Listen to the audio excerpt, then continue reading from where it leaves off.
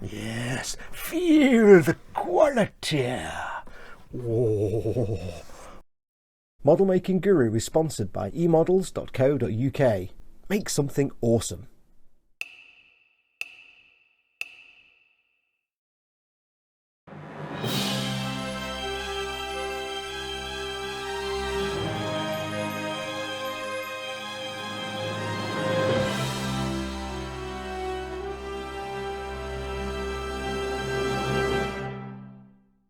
Hey everyone, it's Foxx from modelmaking.guru here. Hello and welcome to a new build series from my very good friends over at emodels.co.uk, your one-stop shop for all your model making needs. Yes, hello and welcome.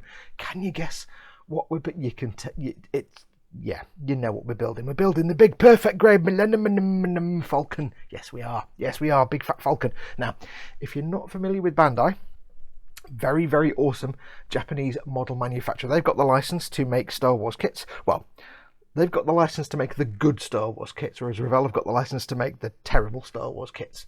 So yeah, we're on the Bandai side here. This is their perfect grade Millennium Falcon. Now, if you don't know about the grade system they use, it's mostly for their Gunpla kits because they do Gunpla, but they have different grades. And perfect grade, like master grade, high grade, perfect grade is their absolute pinnacle of design. They are the most complex, most detailed, most expensive kits that they do. Now, they only do one perfect grade Star Wars kit, and that is this one. Now, there are two versions of this, and we'll talk about that in a bit. We are going to be building the perfect grade Millennium Falcon with the lighting kit and the water slide decals. And what I'm going to do in this video, I'm just going to give you a quick look at what's in the box and tell you what the plan is. There are 36 sprues, so I kind of need to go through this quickly. So it's not going to be a very exciting episode, this one, but it's just a here's what we're going to do. So I'll move this big massive box that's in the way, and we'll start having a look at what comes in this big massive box. It's huge. Now let's have a look inside. Lots of fluff and blurb talking about the ship itself. Now, the first thing with any Bandai kit, the first thing it shows you is always all the sprues. So get your box open, have a look and make sure you have all the relevant sprues. There are 36 of them. There are many sprues.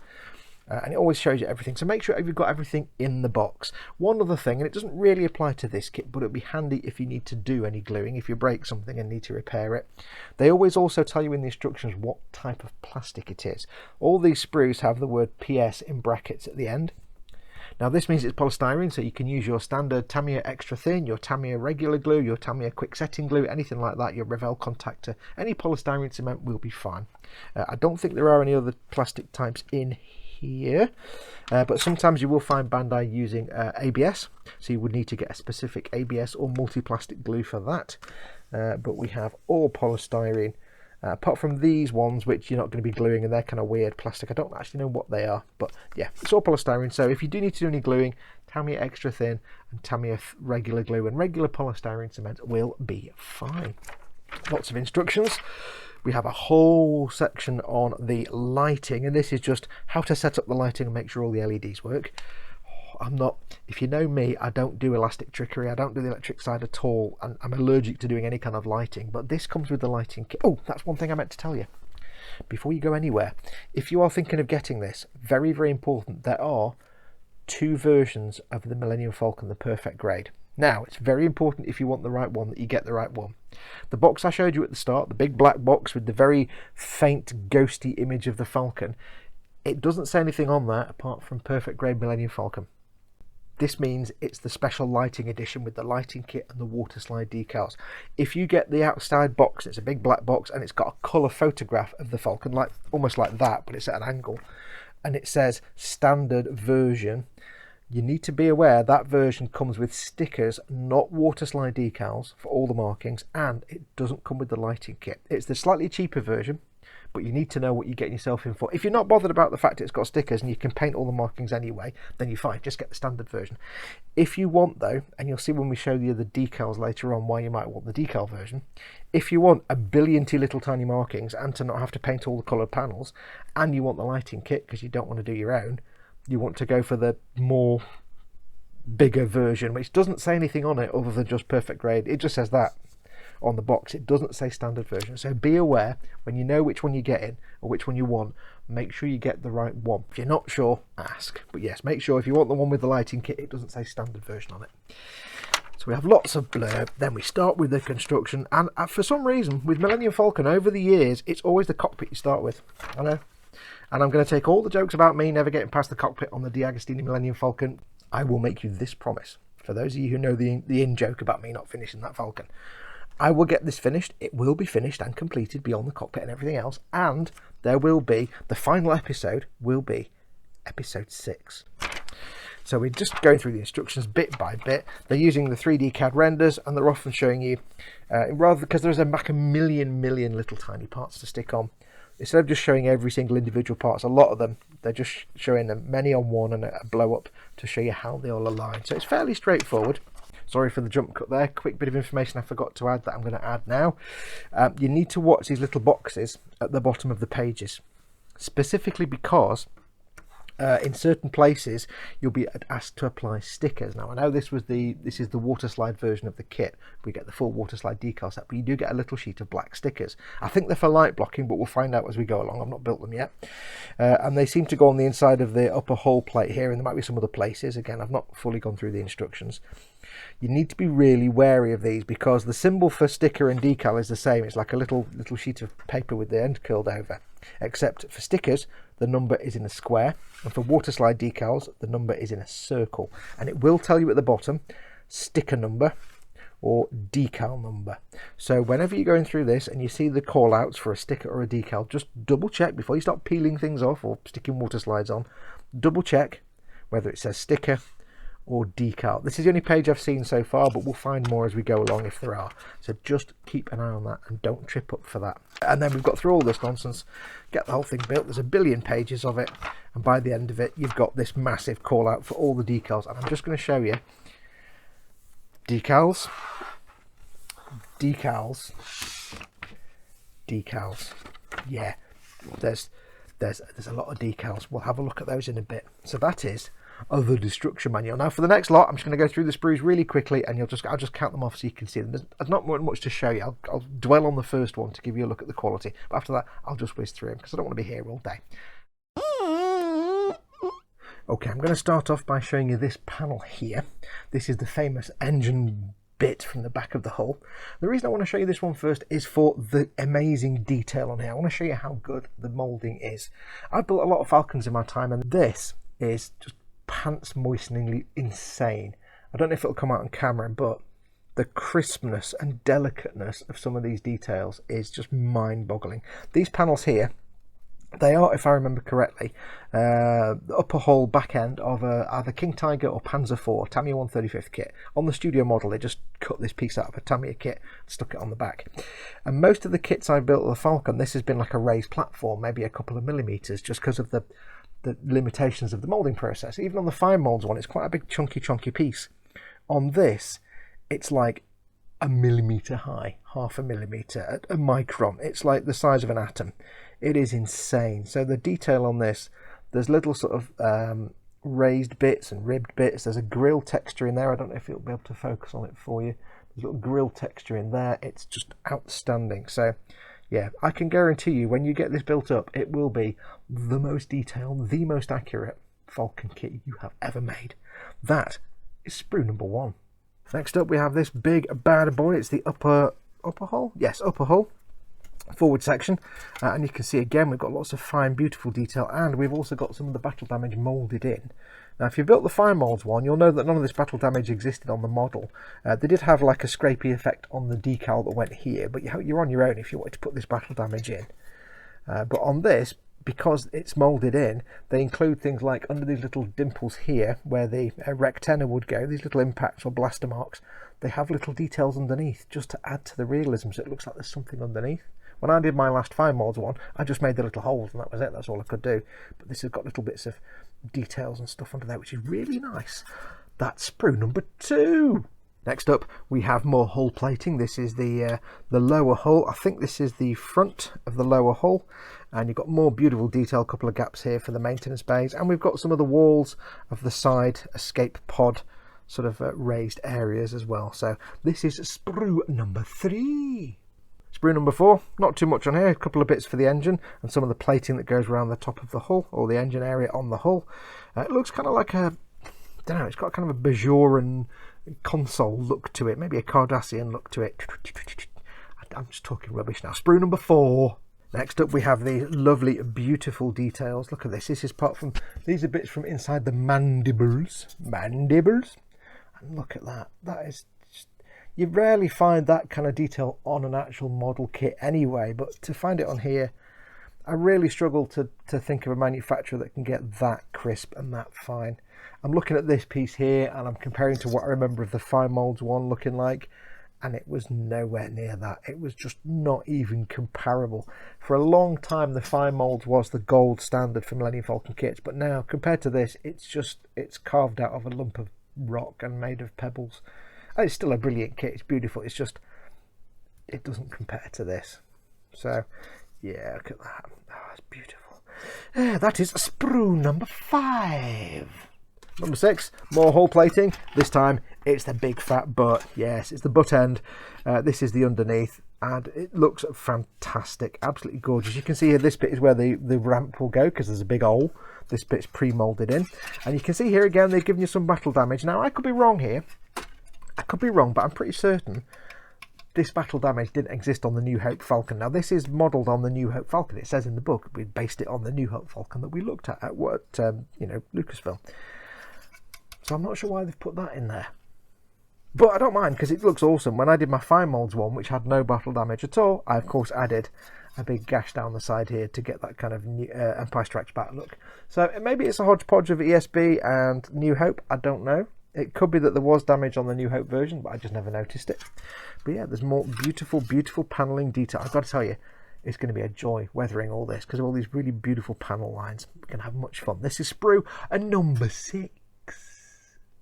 Number 7, crinkly time. I've not taken it out of the bag. Number 7, sprue number 7, clear parts. Only 4. We've got the cockpit and canopy. We've got the 2 windows for the gunner seat areas, the cupolas, and we've got the back wall for the cockpit. You probably can't see this on camera. Back wall for the cockpit. Now you do have options of using these clear parts for windows, or if you want no glass in the cockpit windows and the gunwales, you've got just frame options instead. I'm not going to use the clear parts because I don't want to have clear parts in the windows. I prefer the studio model look, but we're going to maybe use this cockpit canopy cover. That might come in handy for when we're doing the painting and the airbrushing, just to mask off the canopy rather than physically masking it. So we'll see how that goes. But yeah, these are the clear parts. This is sprue number 7. Sprue 8, it's dead simple, it's your display base. Yes, this is the display base. Now, people who have made a perfect grade Gunpla, perhaps the Unicorn or the Gundam Exia, may recognise this base plate. I think it's the same one, basically, they've used in a few perfect grade Gundam kits. Of course, these bits will be different because these are for mounting the Falcon, but this bit, I'm pretty sure, is the same as a number of the Gunpla kits. And you can't really blame them for reusing bits if they work. There's nothing wrong with that at all. So good stuff. I also don't understand why these 2 holes here line up perfectly with 2 holes in the wrapping paper. It's weird. Anyway, yes, sprue number 8.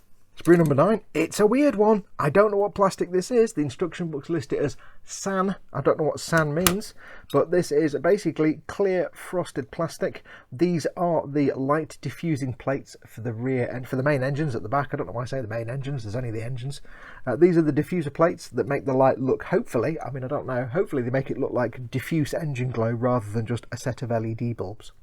So these are purely functional, they're just purely to disrupt that light and make it look more fogged. But yes, very strange plastic. I don't know what kind of plastic it is, but that is sprue number, I don't know now, what are we on, 8? Sprue number 8, I'll say 8, it could be 9, I've lost it already. Sprue number 8.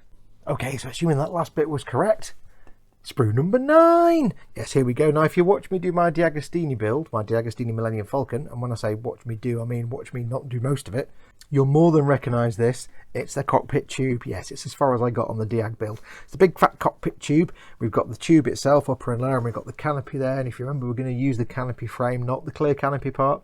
because trust me, you don't want the clear canopy part. It's more accurate to the filming miniature, and also it'll look much better anyway. Lots of details. We've got the rec tenor dish and the base that it goes on, and we've also got these beautiful little details here. I don't know if it'll come out on camera, but look at that. Not only is it like a roundy bit with ribbing on it, it's also got recessed areas underneath the ribbing. And this is the kind of moulding you will not rarely ever see. You will not rarely? That's not even real English. You'll rarely see outside of Bandai. That is just, it's just absolutely gorgeous. And I can't sing Bandai's praises enough, which is why I said, if you've always been a bit leery about push fit kits because you remember snap fit kits, don't worry about it. This is light years ahead of anything you've ever built before, and it's just fantastic. If you've never tried a Bandai kit, go and get one, especially the Star Wars ones. Go and get one. You'll love it. Just trust me. Trust your Uncle Fox. That is sprue number 9. Sprue number 10. Sprue 11. Little bits of landing gear. Sprue 12, armour in the black bits. We've got the insides of the engine exhaust that go on the top upper area of the hull, and we've got these gunwales, and we've got the cockpit interiors, all with beautiful details etched onto them, molded into them. Fantastic, lovely details that we'll be getting rid of because they're utterly irrelevant if you want to use the water slide decals. Yeah, they're not required at all. Where's the dashboard? Where's the flight console? There, you can see on the console there. Lots of lovely detail. We're not going to use any of that. None of it. That was sprue number, I've forgotten already. 12, 11. I'll say 11. 11's good. A good number. Let's say 12. 12. Stick to 12. Next two sprues, the same sprue both times. We've got the control vanes that go on the back of the engine outlet. What do you call it? Not the engine nozzle. It's like a bit big for a nozzle, really. The big hole at the back where all the worms come out. These are the little control vanes that, you know, thrust vector nozzle things. I don't know. I don't do planes. And some of the exhaust ports. And the little sort of raised bits that hold the vent nozzle vane cover things. I'm not using my words today. 12 and 13. It's 14. I'm probably getting the numbers wrong. 14. More hull parts, this time relating to the ramp and a random bit inside. 15. 16. And also 17. Yeah, same sprue twice. It's the escape pod bits and the frames for the gunwale windows and the parts for the quad cannons. Now, interestingly, on these sprues, you do get plastic grills for the engines. This is because these sprues come from the standard edition of the kit. All the plastic sprues, it's the same as in the standard edition where you don't get lighting or photo etch, but you get the plastic grills. So we do get these, but we're not going to use these because we have the photo etch. I forgot the numbers. This is sprue, I don't know, B, F. Sprue, let's say sprue number. I can't go back and watch it. Let's just not give a number. The next sprue, we've got yeah, I'm not planning this. We've got parts for the escape patches, the bits that go on. And if you can hear a noise, by the way, it's my belly shouting at me. I do apologise. It's making all kinds of shouty noises, which is stupid because I'm not even hungry. I've had my lunch. Anyway, sprue. It's actually sprue WB, but you know, this sprue, because I've forgotten the sprue numbers now and I've lost track of what I'm talking about. Sprue 1 and 2. Yes, same sprues again. We've got the side detail. Well, not exactly the same sprue, very similar. We've got some of the sidewall details and bits for the sides of the mandible area. Now, 2 points of interest here. First of all, I don't know if it'll come out, but look at the detailing on that. All the little cross hatching and the sort of checker plate effect. That is insane. Even on the fine molds kit, this was just flat plastic with the 2 ribs. This has got all this extra detail that, to be honest, you're never going to see anyway because it's hidden away in the mandibles, but that is just beautiful. My mind is blown by this kit. And also, we have the 2 pieces that go, well, one of them goes alongside the cockpit on the hull, on the starboard side of the hull, just where the cockpit meets it, and I think it's this one. And the other side has this piece here. Now, if you didn't know this, remember this is made of, when they made this model for filming, it's lots of kit bash parts. These 2 pieces, that one and this one, they are halves of a 1/12 scale Porsche, could be a Carrera, could be a 911, I can't remember. It's 1/2 of the engine block with some extra bits stuck on. So when you see Han sat there and he's in the cockpit and you see this bit of engine block alongside him on the hull outside, it's half a Porsche engine. And I said Porsche, not Porsche. I do apologise. Half of a Porsche engine block stuck on the side of the Millennium Falcon. D and E, these are. I'll go off the letters now. D and E. There you go. I don't know the numbers. D and E. Done. Sprue H. I'll just have to go off the letters. I've lost track. Sprue H. Y. No, I mean Y. It's Sprue Y. Lots of sidewall details. Lovely, lovely details. Just waiting for things to be stuck on the sides alongside them. Sprue C, and it's mandible time. Yes, a couple of the recess bays that go under there, and the upper hull area of 10 mandibles. Lots of lovely, beautiful panel lines, ticks, marks, squares, and details. Love it. T2. Inside, 2 more gunwale parts. Again, these details, we'll probably end up scraping all these off. I think we might not. I don't know yet. I don't know what the decals are like. But you've got the gunwale walls, the seat, the gunner seat, and the rack and the thing that the seat goes on. That's sprue T2. Sprue S2, more mandible parts, more escape hatch, sidewall, corridor parts, and a mysterious brown thing that I don't know what that's for yet, but I'm sure we'll find out. S2. S1. More of the corridor parts, some recessed maintenance bay parts, and some little plant-on detail. I've started saying that now, plant-on details, because of D'Agostini. Greebles is the word. Greebles or greeblies. That's what these puppies are. Sprue B. Not a duplicate, don't worry. It's the same. It's a different sprue, but it's the same parts. These are the lower parts, I think, for the 2 mandibular mandibles, I think, up and lower. It could be 1 mandible. I don't know yet. We'll find out when we build it. Sprue B. Sprue Q. Sprue Q has lots of little sidewall details. We've got lots of recessed areas. These beautiful things here, which I'm trying to vaguely remember where the hell they come from. It might be a crane cut. It might be the... I'm thinking it might be the Airfix pontoon bridge set, but I'm not sure. I don't think it is. It looks very similar, but it's not quite the same. And lots of recessed panel details. Yeah, we're going to have great fun with this. It is fun actually trying to see all the details that come from other kits, like the oft repeated bits of tanks. This is either it might be a King Tiger, like a panel off a King Tiger with some engine details. They're all over. You've got some winch parts. What else have we got? As we go through the build, I'll try and find things that I recognise from various kits and other things, and we'll try and point them out. We'll do some greeble hunting. Just having a look now, and I can't see anything here apart from that. I think it's part of an engine block. That is also part of an engine block with holes for exhausts, or for the exhaust manifold, but they just have something else sticking out. We'll find more as we go along, and we'll do little greeble hunts. So that is Sprue Q. However, that's not everything, because there's still this mysterious box. What could be in here? Let's have a look. It is basically more sprues. Yeah, it's got more sprues coming in. Now, the reason these are in a separate little box is because these are the delicate sprues with a billionty, tiny, fiddly, and I've kept them in the packaging to keep them safe, fiddly tubes and pipes. Yes, this is all the piping and tubing and delicate twiddly fiddly parts that are going to go all over the hull. And they're in these bags and separately packed in a box because they're as delicate as anything and they'll get destroyed. Now, I've got to tell you, I've got to be honest, I'm going to make you a bet. I'm going to bet you 10 pence, 10 whole shiny pence, that I break some, most, all of these. I don't know. They're so delicate. After building the fine moulds one, which had much thicker pipes and tubes, they were much thicker than this. This is really like hair thin. The fine moulds one, they were much thicker, but I still had a hell of a time getting them off the sprue without breaking them. And then when cleaning them up and getting rid of nubs and sanding them was a challenge because they were so breakable. These are even thinner. So I guarantee you that no matter how careful I am, I'm going to break a whole mess of these. I'm going to snap the crap out of them. Like, look at that's just going to, this piece here, that's just destined to give me maximum sadness.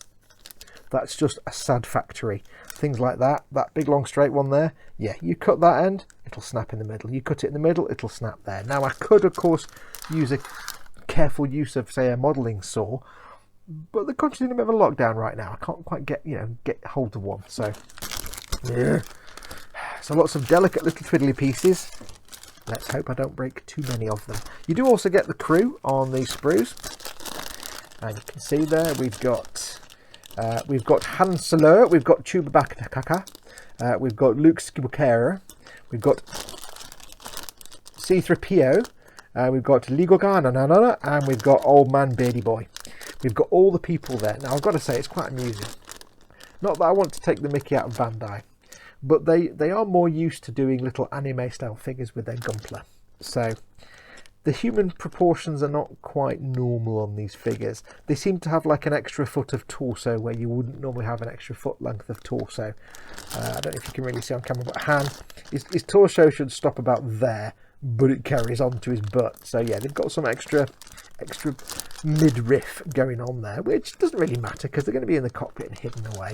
Now, as to who I'm putting in the cockpit, it's going to be Han and Chewie, obviously. Han and Chewie have got to be in there. Sorry, Han and Chewie. Han and Chewie. And then we've got, I'll probably put, I'm going to put 3PO in the back. Never tell me the odds. I'm going to put 3PO in the back, and then maybe Luke or maybe old Ben. I don't know. I'm not sure yet. I'll figure it out. But obviously we'll show you how. Stop saying we. It's me. I will show you how to paint the figures up. So that's all the sprues now. I'm going to try and jam these back in the box. The last thing to show you is the fun stuff. We have a little sheet of sticky stickers. I did say there were some stickers in this kit. These, as far as I can tell, are light blocking stickers. They're little what's the word I'm looking for? They're reflective metallic stickers. You just self-adhesive, you plonk them on. And these are for blocking some inside areas in the upper hull where the engine exhaust and stuff are, purely because that's where all the lighting is for the engine exhaust. And some bits it may shine through holes or little thin parts of plastic. So I assume they've done checks and found that's where you need to block the light a bit. So yes, we've got some light blocking stickers, self-adhesive. We have some beautiful photo etch, which is bizarrely thinner. Like I said, everything on this model was super detailed and thin. Even the photo etch is like a third the thickness. I'll start that whole sentence again. My words aren't working today. Even the photo etch is a third of the thickness of normal photo etch. It's like paper. And the detail on it is absolutely stunning. I love it. That is beautiful. Now, one of the beauties of photo etch is it allows you to have much more detailed parts that you can't get in plastic.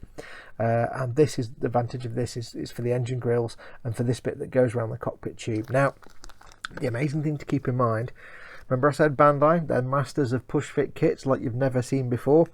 All these photo etch parts don't need glue. There's no glue in this kit. These all go in by magic and skullduggery and conniving and shenanigans. They don't need glue. So these will be the friendliest photo etch you've ever done. And they are beautiful. I love those.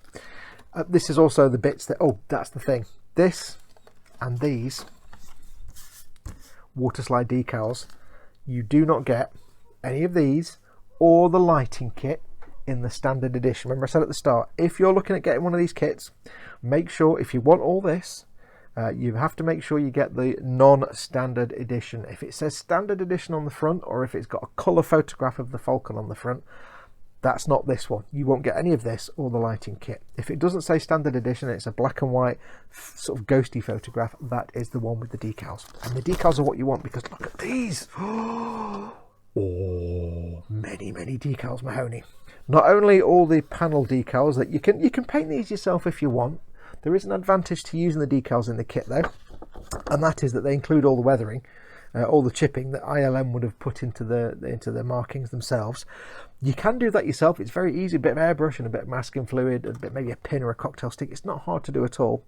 The beauty of using the in-kit decals though is that they've got the chipping more accurate to this filming miniature than you'll probably get by just doing it yourself. So if you want it to be as accurate as possible, just use the decals. They're not hard to use. I'm going to use these decals anyway to save me masking and airbrushing, and so I can get the colours about right. But yeah, all the chipping will look fantastic. Now you also get cockpit decals, which is why we're going to have to file down all the cockpit parts. Do not try and put these decals onto the cockpit with all the raised bits in it. They won't work. They won't stick. It'll look terrible. All these nice crisp straight lines will vanish. You won't get any of that if you try and stick that on the cockpit part as it is. It does make me sad that they give you this wonderfully, beautifully detailed cockpit, but they don't give you a flat, featureless version as an alternative for these. It's because, again, the standard version is the same plastic, it's the same sprue. So the standard version, you'd have to paint your own anyway, because you wouldn't get this water slide. So if you're going to use these water slides, you need to sand off all that detail. I'm going to show you how to do that. We do get some frame parts for the cockpit and for the gunnery areas. We're not going to need those. Again, I don't know why they put these in. That's if you're going to use the clear part, I suppose, but you could just mask them off and paint them. That probably wouldn't look that great, but we're not going to use those. And then we have these beauties here. Look at all these little tiny markings. Look at all that. Now, when they made the filming miniature, of course, what they did was they went down the street to their local model hobby store, which had loads of, like, you know, Tamiya and Monogram and AMC kits and things like that at the time, mid-70s, and they bought everything. They cleared the place out, and they had lots of Tamiya tanks and planes and cars and trucks and all kinds of things. And they didn't just kit bash these and take the parts off those models for parts to stick on the Falcon. They also used all the decals that came with those models and cut them up into little bits and stuck them all over. If you look at the studio model of the Millennium Falcon, any of them, you will see something you never saw on screen, 1 billion to billion little tiny markings all over it, and they've reproduced them here, and they are stunning, because you can see there are, I've not got the right glasses on now, but somewhere in here there are a couple of Champion spark plug markings.